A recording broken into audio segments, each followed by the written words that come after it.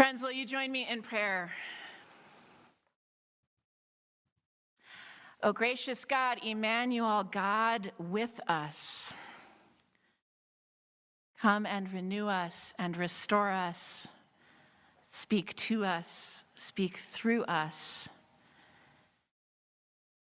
Take us by the hand, God, and lead us home to you. Amen.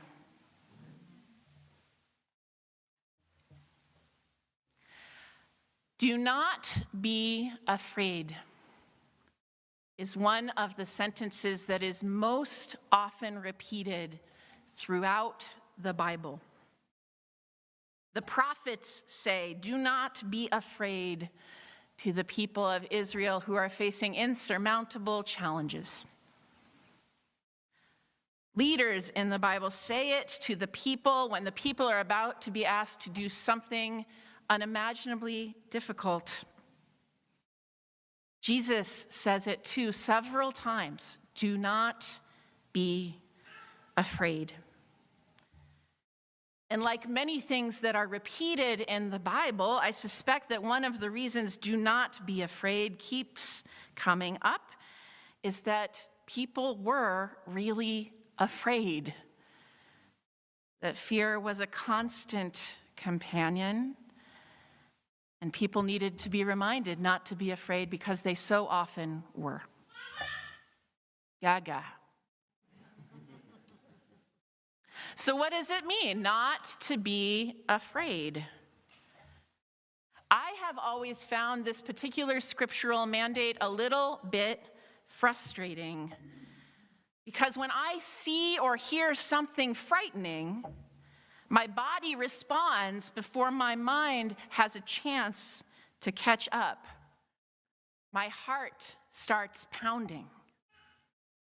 So my breath quickens. Sometimes my hands or my legs start shaking. And if I'm really afraid, my vision narrows. It goes black around the edges so that all I can see is what is directly in front of me.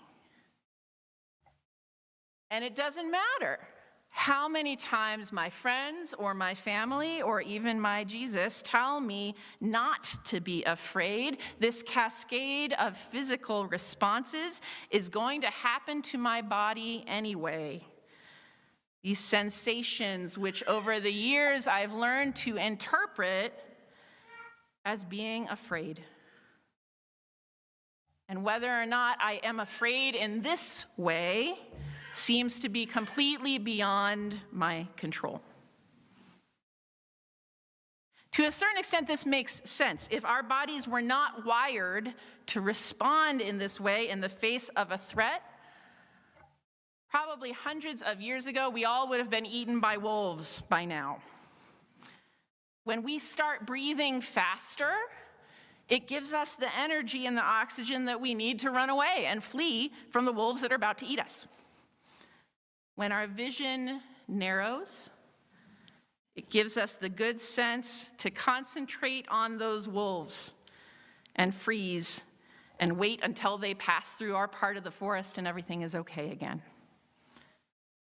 When our hearts race, it gives us the energy that we need to stay and fight off the wolves before they eat us and our whole family. Our physical responses to fear are more than just something to be curious about. They are what has helped us survive. Thanks be to God. The problem is this. Most of the time, nowadays, we are not actually about to be eaten by wolves. I don't know about Redmond, but in Kirkland, we are not actually about to be eaten by wolves. We're not surrounded by wolves. We're surrounded by bills to pay. We're surrounded by construction at 85th Street and 405, absolutely. We are surrounded by a really frightening political environment. There is no question. But those physical responses that lead us to fear, that encourage us to flee or freeze or fight those scary things, It is those responses that sometimes get in the way of us thinking clearly, acting compassionately, listening to the voice of the Spirit about what we're going to do to handle our present day fears. In this morning's gospel lesson, the disciples are afraid, and they have good reason to be. They're out on a lake in the middle of the night, and there's a storm.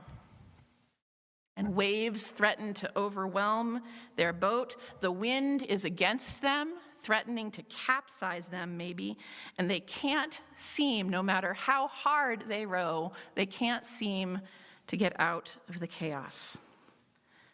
To these very real and present dangers, I imagine their bodies responded a lot like mine does. They have faster heart rates and narrower vision. Their breath comes quick and fast. And then early in the morning, something different appears. It's not more wind. It's not more waves. It's Jesus, who they love, who they have been traveling with for quite some time now, walking calmly towards them across the lake.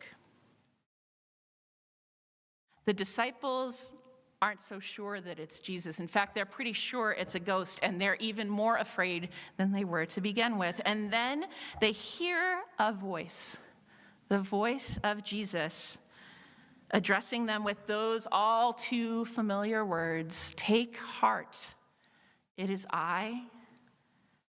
Do not be afraid."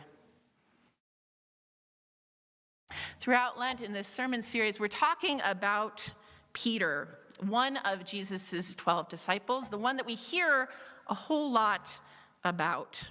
So he's a useful person to examine. And at this point in the story, Peter has already experienced Jesus' healing. Jesus came and healed Peter's mother-in-law. He's already experienced Jesus calling him to go deeper, deeper into the lake to seek an abundance of fish, and deeper into the world to seek out an abundance of people. Peter has been changed by these experiences, and he has no reason at this point in the story to doubt that Jesus will come through, that Jesus will stay with him, that Jesus will be able to tame the chaos of the world and stand alongside those who need healing and abundant life and abundant love. Still, Peter experiences fear. I imagine his heart is pounding too, his breath is quickening, his vision is narrowing. And so even though Peter is surrounded by his friends, even though Peter has no reason to expect Jesus to do anything but come and join the others in the boat, even though Jesus is not a threat, Peter does what many of us do when we are faced with someone who frightens us. Peter asks if he can see some identification. "Lord, if it's really you," Peter says, "command me to join you out on that water." For a long time, whenever I read in the Bible, "Do not be afraid," I felt pretty frustrated. It's hard to stop your pulse from racing, your vision from narrowing. These things are usually out of our control. But recently, when I read Jesus saying, "Do not be afraid," I've started to hear that mandate differently. When the disciples see what they think is a ghost and Jesus says, "Do not be afraid," I don't think Jesus is getting them in trouble for breathing too fast.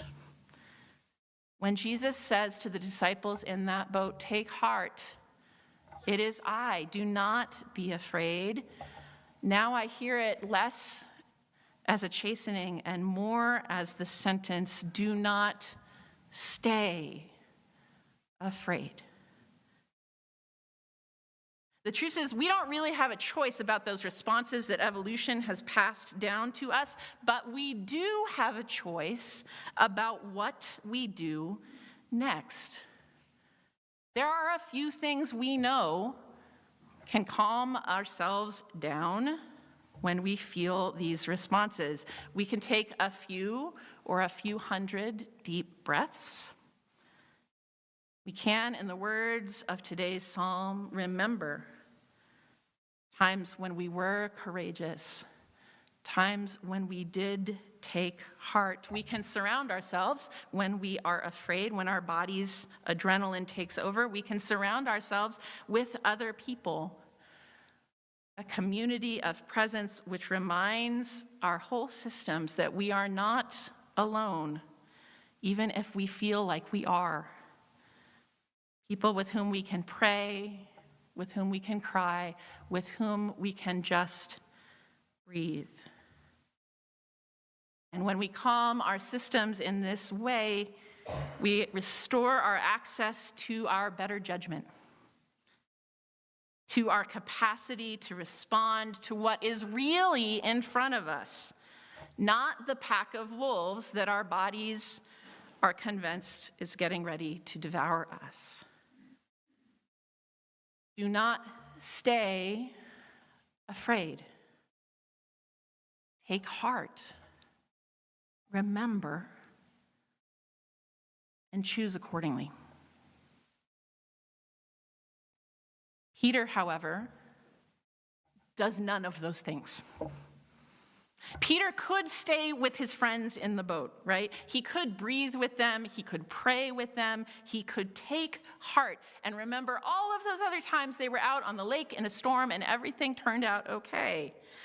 But instead, Peter chooses to take on the threat that he sees, the supposed threat, directly. If it's really you, Jesus, he says, tell me to walk on the water too. What are you going to do? Huh?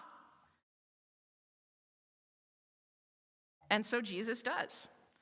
And Peter walks, and Peter sinks. And then immediately Jesus takes him by the hand, and the two of them join the others back in the boat. And then Jesus says those famous words, "Oh, you of little faith, why did you doubt?" And it can be tempting to hear those words as Jesus' lament of a master whose apprentice has just failed the test, as if Jesus was saying, you know, Peter, if you hadn't just freaked out, you could have walked on water too, just like me. But Jesus, I think, is not usually, in my experience, about magic tricks. And Jesus is not, much to Peter's chagrin, about information. Although that seems to be what Peter is craving. If it's really you, prove it, he says. Jesus is not about magic. Jesus is not about information. Jesus is about relationship, about holding the hand of someone who is sinking. Jesus is about bringing peace into a terrifying whirlwind. And sometimes Jesus is not about having the courage to step out on your own and do things independently that you didn't think you could do. Sometimes following Jesus, rather, is having the courage. Taking heart means having the courage to wait and stay together with your community until God shows up. Right now on the Christian calendar, it's Lent, that season of 40 days before Easter, when many Christians take on a new spiritual practice to deepen their relationship with Christ. And as I'd mentioned to some of you, this year my spiritual practice for Lent is to ask more questions. Often I believe that I know all the answers, not just for you, but for everyone. And I believe that I can hurry someone else's life along for them if I just interrupt them and tell them the next right thing to do. And so during Lent, at least once a day, when I feel the impulse to start talking and offer an answer, I choose instead to stay silent, to wait, And if there's space, to ask a question. It's still early in Lent, but so far, I am discovering that giving people space to come to their own answers makes my conversations fuller and deeper. The Spirit seems to have more space to speak when I am not always trying to talk over her. Back to Peter. So out in the storm on the lake, Peter steps out of the boat and enters the chaos. In the Bible, water and wind and storm is often a symbol of chaos. And when Peter steps out of the boat, you could say this is an act of courage. You could also say that this is something of an interruption. Peter walking out on the water doesn't actually make anything better for anyone. Jesus was going to walk across that water and join the disciples in the boat anyway. And all Peter's interruption does is to delay the arrival of Jesus for everyone else. So, people of God, take heart. Do not stay afraid. And when you find yourselves in the midst of chaos, which if you are part of the community at Lake Washington United Methodist Church, you will find yourself in the midst of chaos. When you find yourself in that place, have courage to trust that God will show up to take you by the hand, to still the storm, and to journey with you and your community toward whatever waits for us on the other side of chaos. Amen.